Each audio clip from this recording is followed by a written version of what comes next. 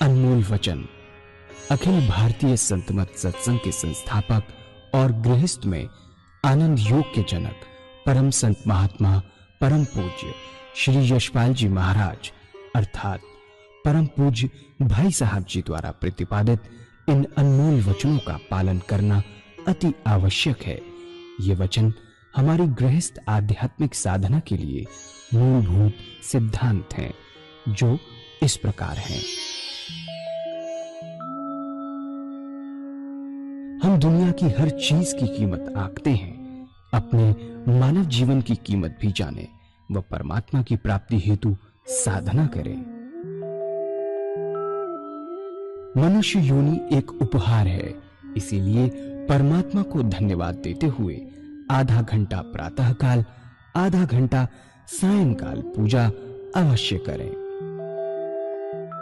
सत्संग, सतनाम व सद्गुरु को प्राथमिकता देते हुए इसी के आधार पर ध्यान योगाभ्यास अवश्य करें व गृहस्थ के कार्यों को परमात्मा का कार्य समझकर उसी की याद में संपन्न करें।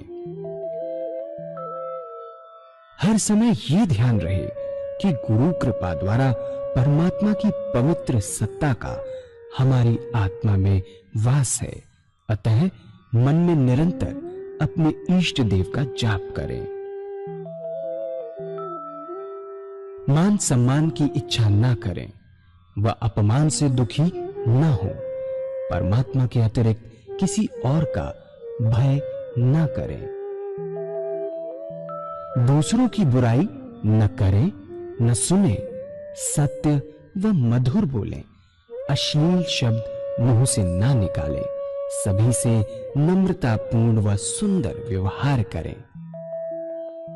धर्म पत्नी के अतिरिक्त अपने से बड़ी से माता जैसा, बराबर की से बहन जैसा व छोटी से पुत्री जैसा व्यवहार करें। सांसारिक जीवन यापन की आवश्यकताएं अंतहीन है, इसलिए अधिक से अधिक समय सत्संग में व धन परोपकार में खर्च करें। याद रखें, न स्त्री माया है, न धन दौलत, न ही परिवार। माया वह है जो हृदय को परमात्मा से दूर हटा दे। अतः निरंतर सत्संग और सद्गुरु की शरण में रहने का प्रयास करें।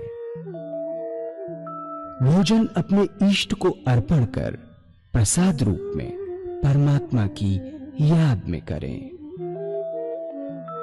रात्रि में सोने से पहले अच्छे बुरे कार्यों का आत्मनिरीक्षण कर उसका समुचित पश्चाताप करते हुए ध्यान करें व प्रभु की गहरी याद में ही विश्राम करें। परमात्मा तू ही है, तेरी इच्छा पूर्ण हो।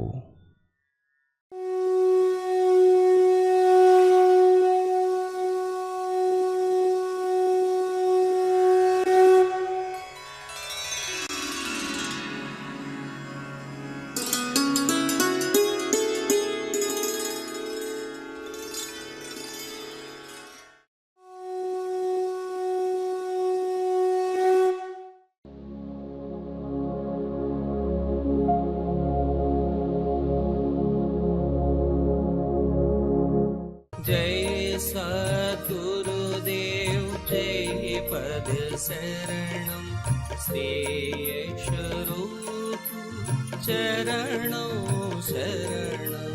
जय सद्गुरुदेव जय पद शरणं श्री स्वरूप चरणों शरणं। पूज्य माता और बंधुओं, मंत्र अनेक प्रकार के हैं और हर मंत्र का अलग अलग असर होता है। हमारा रास्ता मंत्रों का रास्ता है। इनके जाप से तरह तरह की शक्तियां और सिद्धियां प्राप्त होती हैं। कुछ संत लोग जो जाप करते हैं वे अपना जाप छोड़ जाते हैं। उनका सिद्ध किया हुआ जाप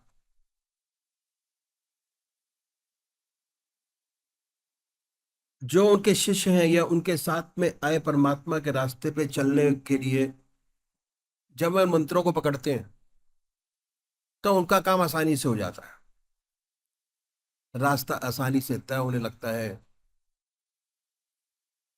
प्रॉब्लम नहीं आती। मंत्रों की बड़ी विशेषता है, मंत्र अच्छे भी हैं और मंत्र खराब भी हैं। सिद्धियां दो प्रकार की होती हैं, दो तरह से होती हैं, एक अच्छी सिद्धि और दूसरी खराब सिद्धि। एक सिद्धि आपको ऊपर उठाती है और ऊपर उठा के परमात्मा तक ले जाती है। कुछ लोग इन मंत्रों को और कुछ लोग मंत्रों द्वारा द्वारा भूत प्रेतों को भी सिद्ध कर लेते हैं और उनसे दुनिया का विनाश कराते हैं। उनको अघोरी कहते हैं। वे शमशान में जाकर मंत्रों का जाप करते हैं। मेरे दादा गुरु महाराज के जीवन में एक घटना घटी जो मैं आपके सामने रखूंगा। महात्मा रामचंद्र जी महाराज और महात्मा रघुबर दयाल जी महाराज मथुरा पधारे। तो चच्चा जी महाराज ने कहा कि मथुरा शहर की सैर कराएं। तो आज्ञा मिली कि कराओ। मथुरा सैर करने जा रहे थे कि एक अघोरी से पाला पड़ गया उनका। अघोरी ने सोचा ये तो बहुत मोटी चिड़िया है और इनके पास बहुत खजाना है। महाराज से अघोरी ने कहा कि चलो बच्चा हमारे साथ चलो, और ये भी मस्ती में थे उन दिनों, साथ चले गए। गए, उनको ले गए शमशान में, उनको बैठाला, बच्चा बैठो, और वे बैठ गए बड़े आराम से। उन्होंने जिस आत्मा को सिद्ध किया हुआ था उसको बुलाया और चच्चा जी महाराज के ऊपर छोड़ दिया। अब क्या हुआ, चच्चा जी महाराज तो सदगुरु का सहारा लिए हुए थे, उन पर किसी चीज का क्या असर होता। ध्यान अवस्थित हो गए, गहरे ध्यान में बैठ गए, और ध्यान में बैठते ही वो जो रूह थी वह हाथ जोड़कर खड़ी हो गई। बोले क्या आज्ञा है। उसको उसी अघोरी पर उल्टा छोड़ दिया। वह नाचा नाचा फिरता रहा, हाथ जोड़े, पैर पकड़े, बचाओ बचाओ, जो है बहुत रोया, चिल्लाया, गिड़गिड़ाया। तब महात्मा जी ने उसे क्षमा किया और कहा कि आइंदा ऐसी हरकत कभी ना करना, और उस आत्मा को आजादी दिलाई और वह भी बंधन से छूट गई। जब वापस पहुंचे तो लाला जी महाराज ने इस सबको जान लिया और बहुत डांटा। तुमने ये क्या किया, हमारा क्या ये काम है, ये तमाशा दिखाने का काम हम लोगों का नहीं है। कान पकड़ो, गाल पर चपत लगाओ कि आइंदा ऐसा कभी नहीं होगा। कान पकड़वाए, गाल पर चपत लगवाई। तो ये अंतर है मंत्रों की किस्म का। हमारे बुजुर्गों ने बताया ही नहीं बल्कि प्रैक्टिकल करके दिखाया। ऐसे ही सेम आज्ञा भाई साहब जी के साथ हुआ। उनके शिष्य हिंदी नहीं जानते थे, आसाम के रहने वाले थे। वह मदारी के बीच में पहुंच गए। मदारी अपना तमाशा दिखा रहा था,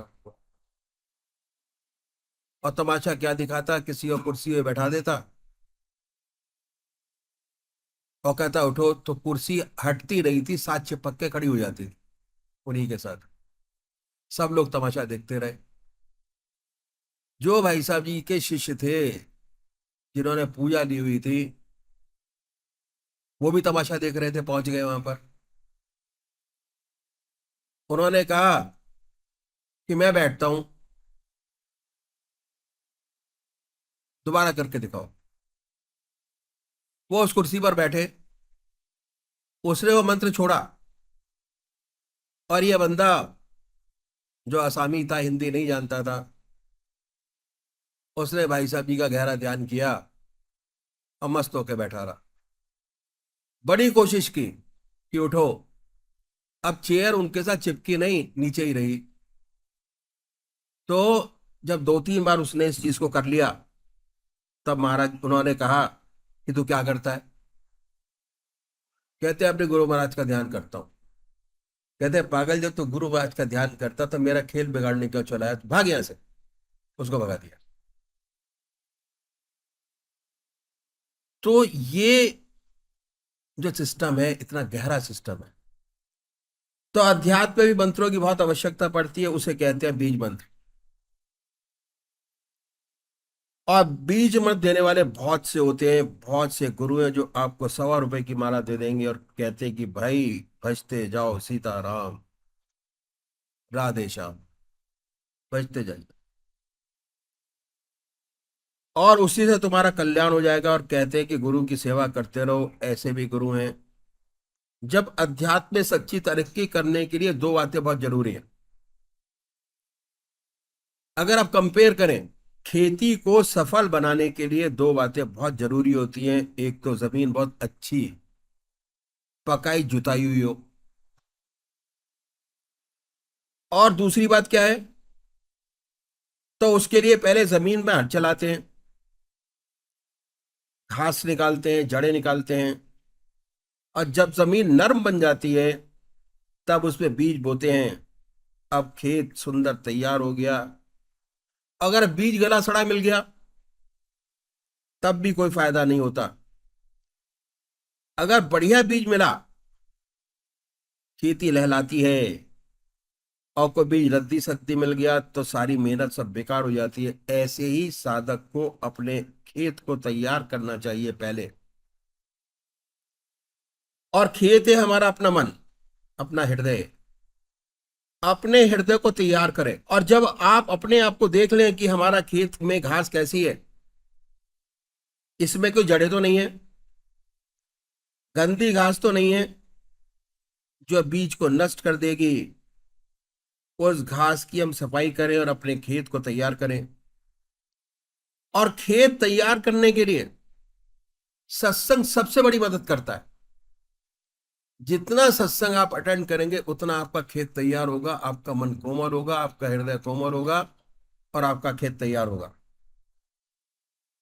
और जब हम सत्संग में जाते हैं तो हमें बुजुर्गों की कृपाधार मिलती है। कट पॉइंट है, जैसे आप घर से निकले सत्संग के लिए, आपका मन सारी चीजों से हटकर अपने इष्ट में ऑटोमेटिक लगना शुरू हो जाता है।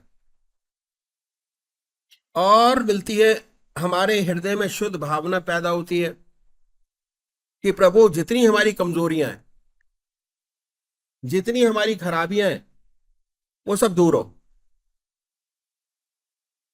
कर दो। जब तक घास नजर नहीं आती, जड़ें नजर नहीं आती, तो सफाई शुरू ही नहीं होती। क्योंकि हम अपने आप को नहीं देखते, हम दूसरों को देखते रहते, उनकी कमियों को अपने मन के अंदर बनाते चले जाते हैं। जो कमियां हमारे अंदर हैं, हम दूसरों के अंदर वही कमियां देखते हैं। जब तक घास नजर नहीं आती, जड़ें नजर नहीं आती, सफाई शुरू नहीं होती। ये भारी परमात्मा की कृपा होती है जब ये रोशनी पैदा होती है कि मेरे अंदर क्या कमियां हैं। जब कमियां पता लगनी शुरू हुई तो उसकी सफाई शुरू हो जाती है। उदाहरण के लिए, एक कमरा है, अंधेरा है, उसमें आप सोए हैं, बेखबर पड़े हैं, आराम से, सब कुछ बढ़िया लगता है कि सब कुछ सुंदर। जब आपका थूक आया, बिस्तर पर पड़ गया, बिस्तर गंदा हो गया, लेकिन इसका आपको होश ही नहीं, क्योंकि अंधेरा है। अब क्या है, अब इस कमरे में रोशनी ले आइए, लैंप ले आइए। रोशनी होते ही आप भड़बड़ा के उठेंगे कि अरे मेरी चादर तो बहुत गंदी है, इस पर थूक गिरा है, इसको बदलो। और नजर दौड़ाई तो पता लगा नीचे भी कूड़ा है, इसको साफ करो। मकड़ियों ने जाले लगा रखे हैं, इसको भी साफ करो। जब रोशनी पैदा हो जाती है तो उसके अंदर अपनी गंदगी और सफाई यानी अच्छाई और बुराई दोनों नजर आने लगती हैं। और उस गंदगी को दूर करने का प्रयत्न आरंभ हो जाता है। यही सच्चा आध्यात्मिक मार्ग है। जब हृदय पर तवज्जो पड़ती है तो उस मनुष्य को अपने आप को देखने लग जाता है कि मैं क्या हूं, मैं क्या हूं। उससे पहले नहीं देख पाता। जब तक अपने आप को नहीं देखता बड़े आराम से सोता है और आखिर में पछताता है। समय निकला, पछतावा शुरू हुआ। तो क्या है, 1000 पीछे 999 व्यक्ति संसार में ऐसे ही सोते हैं, अपनी तरफ नहीं देखते। हमारे अंदर क्या है नहीं जानते, बाहर ही देखते रहते हैं। अंदर देखे तो अपना पूरा करकट नजर आए और कुछ साफ करने का प्रयत्न हो। हम अपने हृदय को देखना शुरू करते हैं। जब रोशनी पैदा हुई तो अपने हृदय को देखना शुरू किया। फिर हमें नजर आने लगता है कि इसमें तो कई तीखे कांटे वाली झाड़ियां हैं। काम है, क्रोध है, लोभ है, मोह है, अहंकार है, झूठ है, मक्कारी है, फरेब है। जब नजर आ जाता है तो फिर दूर करने की चेष्टा शुरू हो जाती है कि कैसे इनसे हमें छुटकारा मिले, कैसे हमारा मन शुद्ध हो, कैसे मन के अंदर जो गंदगी हम डालते हैं, शरीर के अंदर गंदगी डालते हैं, कैसे उस गंदगी को कम करें, कैसे उन चीजों से बचें जो अनावश्यक चीजें हमारे अंदर जा रही हैं। तो क्या है, इनसे छुटकारा पाने के लिए सत्संग बहुत बढ़िया चीज है। अब वही हम अटेंड नहीं करते, वही छोड़ देते हैं। पहली चीज, सत्संग बहुत बढ़िया चीज है। जितनी बुजुर्गों की तवज्जो आपके हृदय में पड़ेगी, जैसे जैसे उनके संपर्क में आते चले जाएंगे, वैसे ही वैसे आपकी गंदगियां आपको दिखाई देने लगेंगी। आत्मा अपने आप कहेगी कि अगर ये छोड़ देंगे तो मन हमारा और शुद्ध हो जाएगा, ये छोड़ेंगे तो मन हमारा और शुद्ध हो जाएगा। तो पहली चीज जो आवश्यक है वह है सत्संग। राम नाम तो सबको दे देते हैं कि लगे। सात्विक वृत्ति कभी कभी आती है और सात्विक वृत्ति के बाद तामसिक वृत्ति 1 सेकंड में चेंज होती है और तामसिक से राजसी वृत्ति और जल्दी बदलती है। जैसे ही सात्विक वृत्ति आई कि भाई मैं पूजा देता हूं, फौरन पकड़ लेते हैं कि पूजा दे दो, मत छोड़ो। क्योंकि कब वो राजसी में बदल जाए और राजसी से कब वो तामसिक में बदल जाए, कि अभी तो बहुत समय पड़ा है, अभी से परमात्मा का नाम लेके क्या करना। जिंदगी 100 साल की है, अगले क्षण का पता नहीं कि क्या होने वाला है। तो क्या है, जब बीज मंत्र मिलता है तब गुरुदेव देख लेते हैं कि हाँ ये साधक ठीक है, तो उसे बीज मंत्र देते हैं। बीज मंत्र है चित्त की एकाग्रता प्राप्त करना, concentration of mind. Concentration, power of concentration जो सदगुरु सच्चे साधक को प्रदान करता है। जब हृदय जागृत हो जाता है, हृदय में प्रेम से भरपूर हो जाता है, हृदय में प्रेम का जज्बा पैदा हो जाता है, भगवान की सच्ची भक्ति पैदा हो जाती है, तो वह साधक लग्न पड़ जाता है सच्ची आध्यात्मिक उड़ान के लिए। और उसके लिए जैसे खेती के लिए अच्छे बीज की आवश्यकता होती है, वैसे साधक के लिए बीज मंत्र की आवश्यकता होती है, जो किसी अच्छे सदगुरु द्वारा प्राप्त हो। अगर खराब बीज मिल गया, उपजाऊ नहीं, उसका कोई फायदा नहीं। दोनों चीजें अच्छी होनी चाहिए, बीज भी अच्छा और जमीन भी अच्छी। ये बीज मत नहीं कि कह दिया सीताराम राधे श्याम कहते रहो, माला जपो, ओम ओम करते रहो, कुछ नहीं होता, ना कुछ होगा। असली बीज मंत्र वह जो आपके चित्त को एकाग्रता प्राप्त करता हो। ये गीता में लिखा है आप 1000 कोशिश करो, आपका चित्त एकाग्र नहीं होगा, क्योंकि यह जन्म जन्म से बहिर्मुखी है। और हर जन्म में अगर इस रास्ते पे लगे हैं तो थोड़ा थोड़ा अंतर्मुखी होना शुरू होता है, और जन्मों जन्म लगते हैं। कोई शक्ति एकाग्र करवाती है, अन्यथा संभव नहीं। Concentration is not possible at all. 1000 कोशिश कर लीजिए, आप सर पटक कर रह जाएंगे, चित्त एकाग्र नहीं होगा, विचार आते ही रहेंगे। इसलिए प्रमाणित है कि भगवान श्री कृष्ण नाग को जब तक न नथले, वह तब तक जहर नहीं छोड़ता, देता ही रहता है। ये मन भी विषधार जैसा है, जब तक सदगुरु इसके ऊपर अपनी सवारी नहीं करते, इसके मन को कंट्रोल नहीं करते, तब तक इसकी पूर्णता सफाई करें, और जो बढ़िया बीज, सच्चा बीज है, वे आपके हृदय में डाल दे, जैसे परमात्मा का प्रेम, ईश्वरीय भक्ति, निरंतर उसकी याद आपके हृदय में पैदा हो जाए। चलते फिरते, खाते पीते, सोते जागते उसकी याद हो, बगैर उसकी याद के चैन न आए। जब मन वहां से हटे तब आंखों में विरह के आंसू आ जाएं कि ये क्या हो गया। ऐसी सच्ची लगन आप में पैदा हो जाए। इसलिए जिस मंत्र से चित्त की एकाग्रता हासिल होती है, वो मंत्र ऐसे सच्चे सदगुरु से प्राप्त होता है, उसी को बीज मंत्र कहते हैं। जब तक कंसंट्रेशन नहीं मिलता, तब तक आपको बीज मंत्र नहीं मिला। जब बीज मंत्र आपको प्राप्त हो गया, जैसे ही आप जिह्वा की नोक तालु से लगाएंगे, फौरन ध्यान बनेगा, ऑटोमेटिक ध्यान बनेगा, अपने आप ध्यान बनेगा। हम अपने खेत को अच्छी तरह जुताई करके, उसकी जड़ें घास निकाल करके, मुलायम करके, उसकी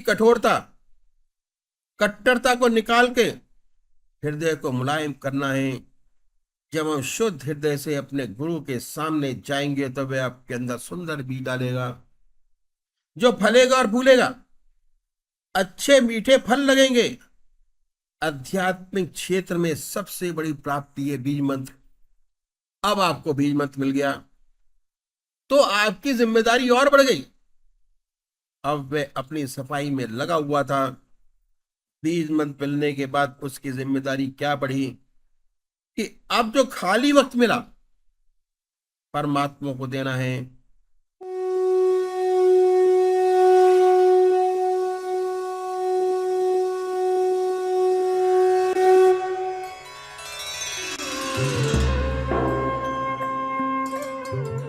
ध्यान योग के कार्यक्रम आनंद योग से निशुल्क जुड़ने के लिए संपर्क करें 9810239677।